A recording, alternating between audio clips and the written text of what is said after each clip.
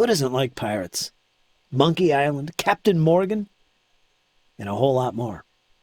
Let's get started.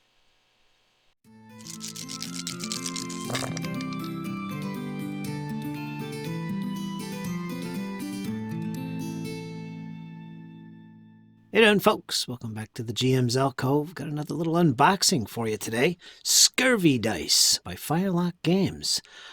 The makers of Blood and Plunder, Oak and Iron. They also have a little dice game, classified as a family game, called Scurvy Dice. Now, this is a fun little game we're going to take a look at. It's got little wooden ships that you can put together and move around on this very sturdy canvas-like, kind of like a sail, if you will, map, which serves as the play area. As you go treasure hunting with your outfitted pirate ship, dueling other pirates, all sounds like good fun. Let's jump into it and see what it's all about inside this little box, Scurvy Dice. All right, so here we go. Scurvy Dice by Firelock Games of Blood and Plunder and Oak and Iron fame. It's an interesting little game. It's considered to be a family game product, for one, so it's a little bit of a lighthearted, 2 to 4 players, up to a half an hour per game session. So this is a great game in between more serious gaming activities you might be having with your group. It's a good filler. It's quite fun. Another nice thing about it is it's a small box.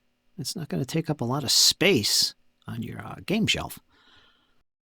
And here we have a deck of 10 famous captains to add to your game, add a little flavor and spice for the era. This, of course, is all the rules you need to play, so it's not heavy in that department. 2-sided. There's the rules for the special captains and how to use the dice, move the ships over the map, which we'll show.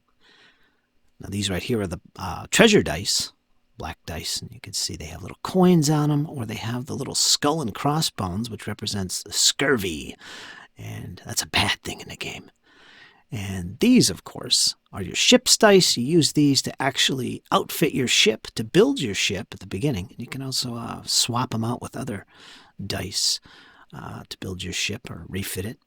And there's different sides on each dice. You get cannons.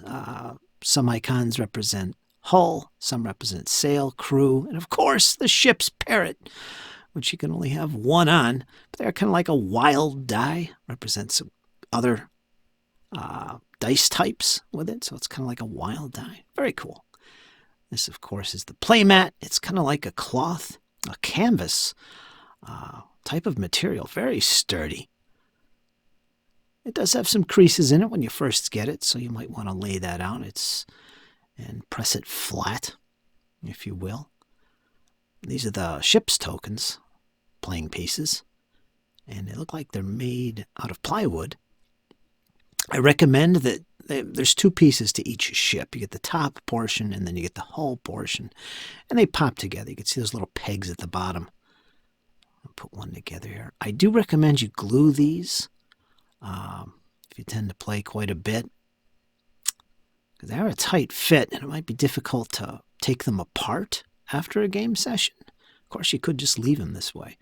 I'd be afraid they'd snap. So you might want to glue them on and then store them special. And you might even want to paint them. That would be cool. They'd take paint, get some white sails going on there, paint up the hull. Very cool. And again, there's 4 of these, one for each player. This little Viking ship at the top there. Of course, another alternative is to actually use little model ships. Actual model ships, like, say, from Oak and Iron. 1/600 scale ships. Kind of big. But you could use other methods to represent your ships besides this. But I do like these. They're fun. And I'll probably glue mine together and I'll probably even paint them. And of course, here is a look at the map itself, laid out. And again, the creases are easy to take out. You just lay it flat and just run the box lid over top of it a few times, and it's fine. And it's under 20 inches square, which is nice, which means it's not going to take up a big footprint on your tabletop either as you're playing the game. So it's a very convenient game, not only in terms of how long it takes to play the game, but also regarding its footprint on the tabletop. It's not a whole lot of space.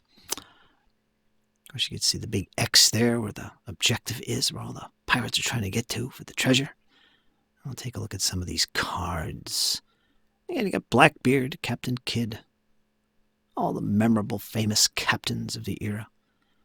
Now, each of these cards, on the backs of them, it's going to have important rules that makes them unique during gameplay. Again, these add a little bit more flavor and feel for the period to the game, and it's optional to use these.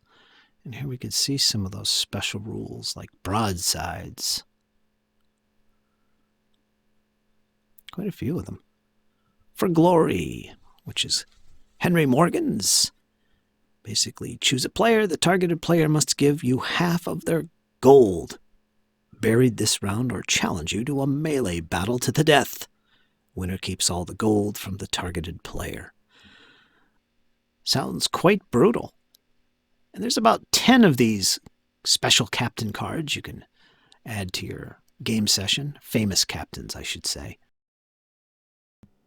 There we have it, Scurvy Dice by Firelock Games. Absolutely fantastic little product. Like I mentioned in the video, it's one of those little convenient games that you could play in between other games. If you're playing Oak and Iron or Blood and Plunder or any other game, it's perfect. While you wait for your table to clean up and you can get to the next battle, you can break this out and have some fun with your friends, up to 4 players, playing Scurvy Dice. The rules are pretty straightforward and simple. Like I mentioned, they're only a 2-sided sheet. There is some optional rules as well that you can add to your games to add flavor, particularly the famous captain's optional rule, which I highly recommend, my favorite being Henry Morgan and his For Glory special ability detailed on his card. Absolutely good fun.